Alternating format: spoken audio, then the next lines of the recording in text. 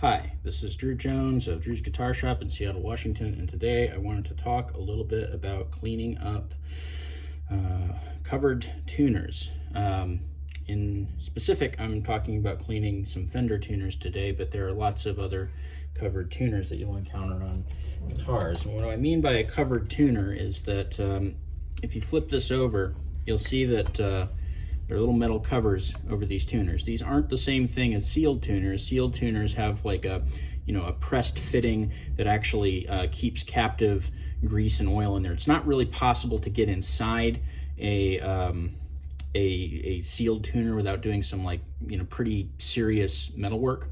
These guys, on the other hand, just have a cover that's either kind of slipped on or screwed on or whatever, but it's removable. And it's kind of there to keep grit fouling from happening, so like dirt and other stuff getting into the gears and kind of stiffening things up, but it isn't actually a sealed tuner.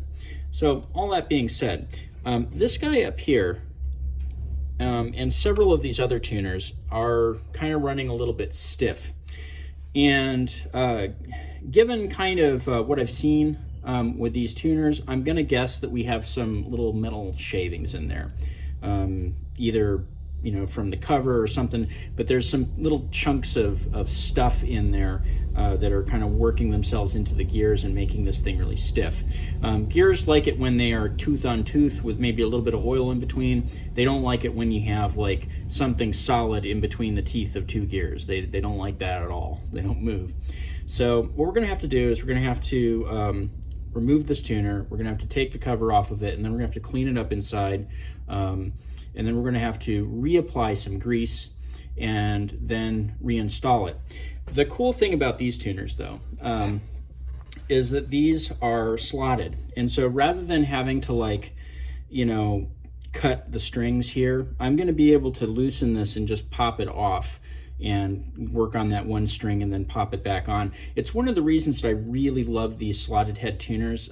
They really are far easier to work on, especially on Fenders, where like a lot of the electronics and everything tend to be under the strings, and having the strings on there really restricts access. This enables you to just kind of pull them off and work on them. So anyway, all that being said, I'm just going to show you how I go ahead and do this process. So I went ahead and loosened the string, pulled that off, and we're ready to rock and roll here as far as removing this tuner. The screwdriver that I like using here, like pretty much the most, is this guy here. This is just one of these cheap, orange handled screwdrivers that you can pick up in like the kind of impulse buy section. This is a really good size screwdriver for working with this stuff, and I like them because they're cheap and they're small, and so I can keep a bunch of these around the shop, and they're really good for taking out a whole bunch of different size screws on guitars, including these little guys. So I'm just going to drop that in there. Twist. I like to handle screwdrivers with two hands, so I'll usually take this finger and kind of use it as a guide, and then I'll twist up here just to keep it from slipping off into the guitar's finish. Kind of a good idea to not jam a screwdriver into the finish. And there we go.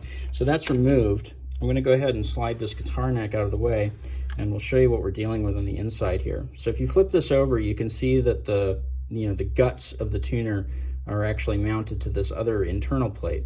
And to pull this off, what we're going to do is we're just going to apply a little bit of leverage to the tuning key here, and we're going to pull it off. And as you see in there, this is all just kind of held together by those two screws. So this thing isn't actually like attached to anything. This will pull right out. The casing is kind of what keeps this tuner together.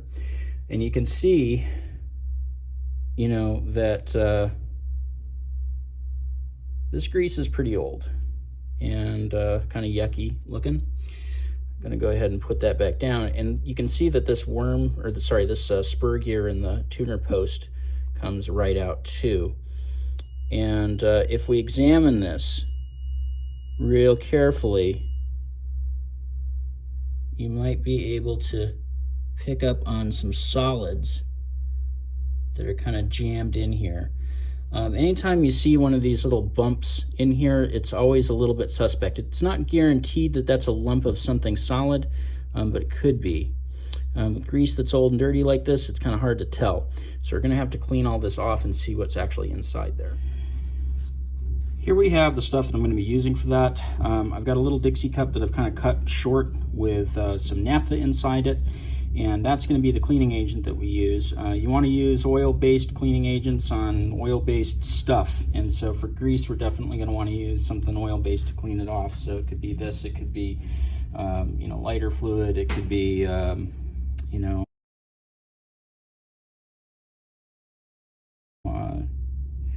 yeah, you might have some luck with like some oil-based paint cleaners too.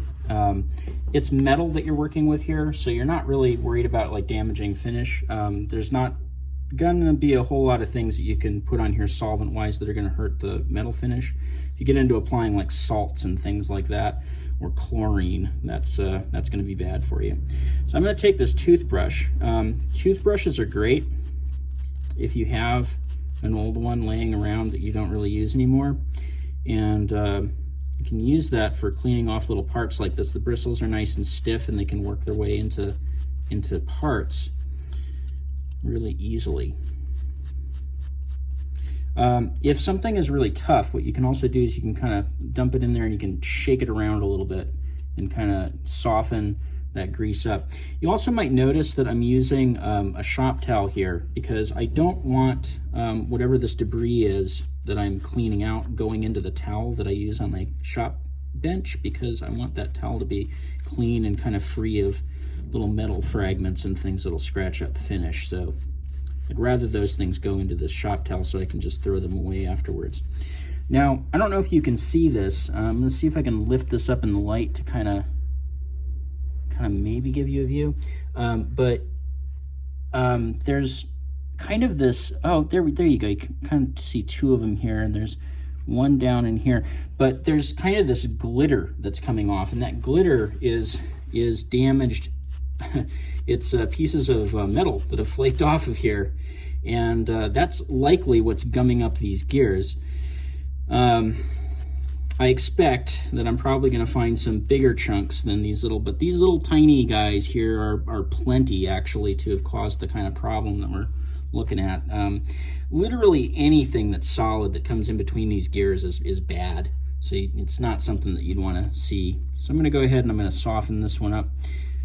This style of gear, by the way, is called a worm gear, and this style of gear is called a spur gear. And just so you can get the terminology right when you're kind of talking about, you know, tuner gears and stuff, it's good to kind of keep that in mind. Yeah, and just kind of swirling that around in there, there are more metal flakes that have come out. It's really hard to show you on camera here. Kind of wish that I had gotten a polarized filter for doing this, because that would at least enable you to kind of see what it is that I'm looking at. Yeah, I'm just going to go ahead and get in here and really scrub all that stuff out. It's important when you have this kind of thing going on to actually go in here and clean this tuner. I think that some folks might just go in there and put some new grease or some oil in there, but the problem is when you have solids in there, it really doesn't help to put more lubrication when you have stuff that's getting in between the gears. Now, something interesting that I'm noticing here is that there is some solid grease on here. I'm not sure what's up with that. That could be just some grease that has hardened over the years, or it could be maybe some wax or something. Hard to tell. But that's also kind of bad. This kind of like semi-solid stuff that's sitting in there, that could also cause issues. And as I've scrubbed this off, I see a couple of fairly big metal flakes in there, and I'd say between those and that really stiff stuff that I just pulled off of there, those are kind of my my top suspects here for what was causing this tuner to be super stiff. So I'm just going to go ahead and kind of pull these up and look at them, make sure that there's nothing in there. There's still some dark stuff here in this worm gear, and kind of working my nail in there, you can see that there's some of that gunky earwax looking stuff that's coming off on my fingernail here. So I'm just gonna work my nail in there and kind of remove that stuff. If you don't have nails, you could probably use a toothpick, or maybe like a plastic butter knife would probably work really well for this too. I'll go ahead and give that an extra scrub.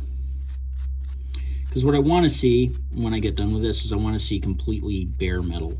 I don't want to see any grease or any contaminants on there at all, because we're going to be entirely re-greasing this tuner.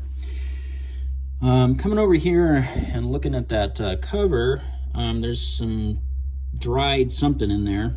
So let's go ahead and see if we can scrub that out. The toothbrush works well for this. You might also try a Q-tip. That might also be able to get down in there. Cotton swab. Yeah, so there we go. That's mostly, that's clean. I think what I'm seeing in there is probably just coloration in the middle.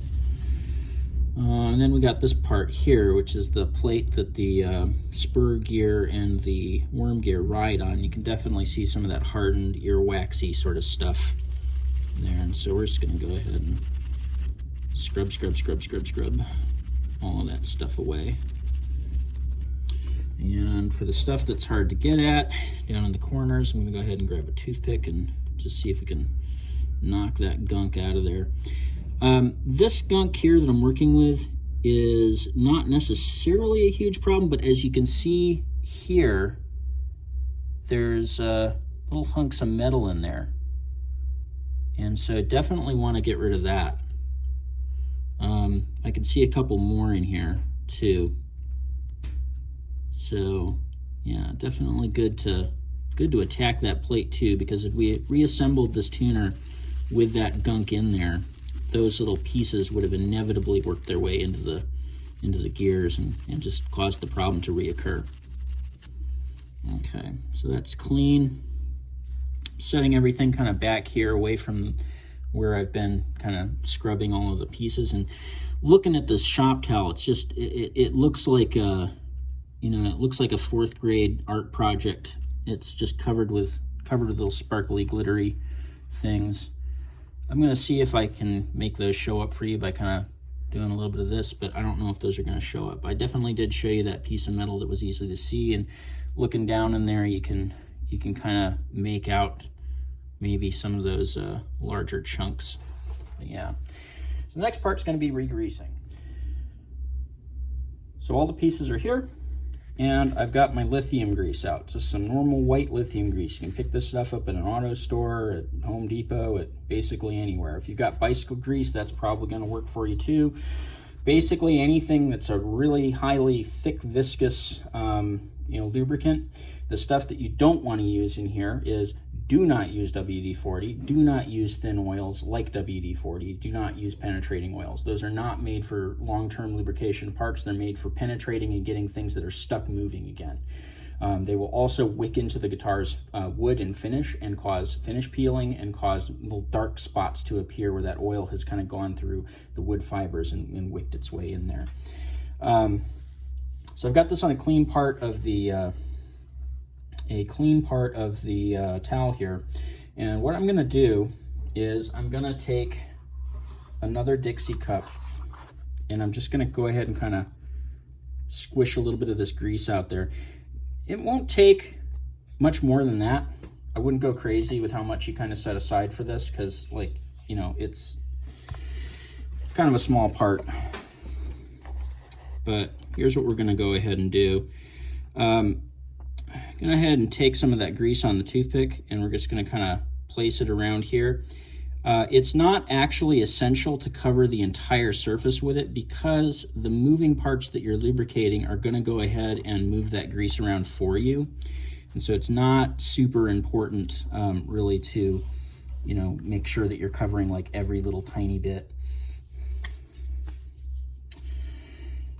So I'm going to go ahead and drop this down in there like that.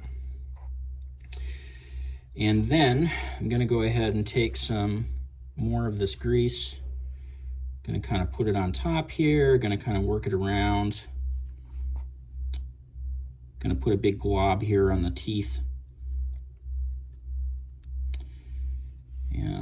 just turn that around and get another kind of big glob of stuff here on this side.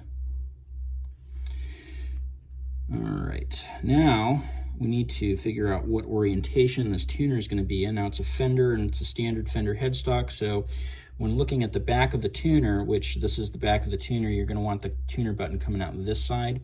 These two little divots in here are actually sized so that this could go in either way. So one cool thing about these Fender pickups is that if you do have something with a reverse headstock, you can still use these tuners. You just got to take them apart and flip them around. But they'll work. So what we're going to want to do is get this back in there like that, so that it's in the correct orientation for this right-handed guitar. And then we're going to go ahead and grab some more grease. We're just going to toss a bunch of that over the worm gear. And, you know, it's okay to go kind of heavy. And this is going pretty heavy with the grease in here. It's okay to go heavy because this is a covered tuner. This grease is not going to be exposed to the player. It's not going to be exposed to the guitar. It is going to have a dust protector over it. And so I'm not terribly worried about, you know, excess grease in here, just because it's not gonna seep out. It's not gonna really cause any problems. So then we're gonna go ahead and get the tuner cover back on. And sometimes these are a little stubborn and you gotta kind of force them. This one actually went on pretty nicely, and so no problems there. One thing that you do want to do is make sure that the grease that may be on your fingers is washed off. You can use some, you know, dish soap, or, you know, some of that orange soap that they have for like auto mechanics and stuff like that. Works really well for this kind of thing. So make sure all that oil is off. And then what I would recommend doing is taking a little bit of naphtha on a rag and just kind of holding it by the tuner post and just kind of going in and wiping down the bottom, because you don't want any of that grease kind of exposed on the bottom of this tuner. That's one place that you really don't want to see it, because if you see it there, what's going to end up happening is it's going to get into the wood and it will eventually wick its way up just like a penetrating oil would. But that's it, and that's basically ready to install. So we're going to take that tuner that's been cleaned, drop it right down into that hole.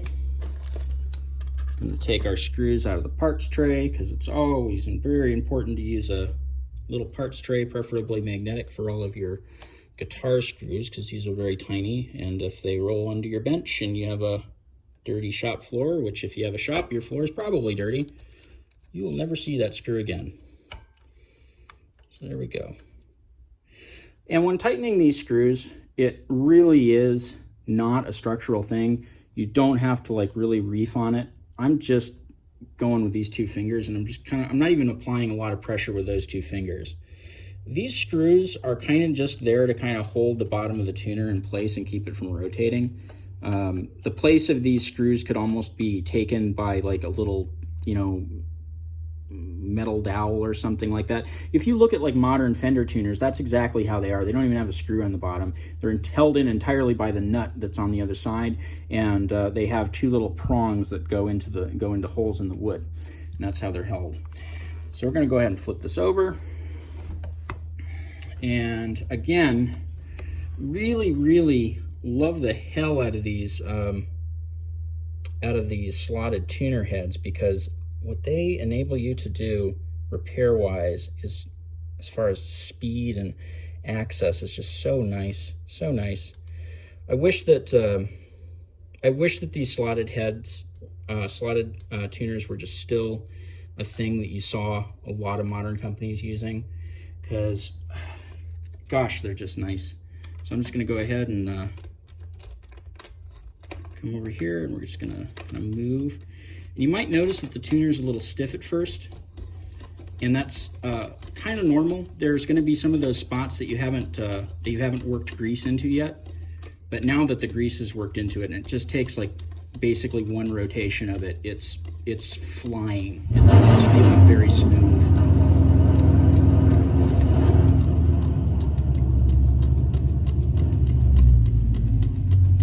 Yeah, this is so much better than it was. So much better. Sorry about that car noise. That dude starts up his car around this time every day. I think he needs a new muffler, but I suspect that he kind of likes the sound that it makes.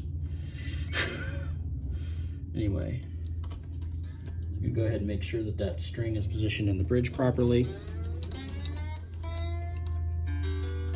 and get it tuned up to some kind of tension. There we go. And that's how you re-grease one of these old tuners. This has been Drew Jones of Drew's Guitar Shop in Seattle, Washington. There's a link to my Ko-Fi and my Patreon in the description if you found this video helpful. You know, send me a few bucks if you feel like it.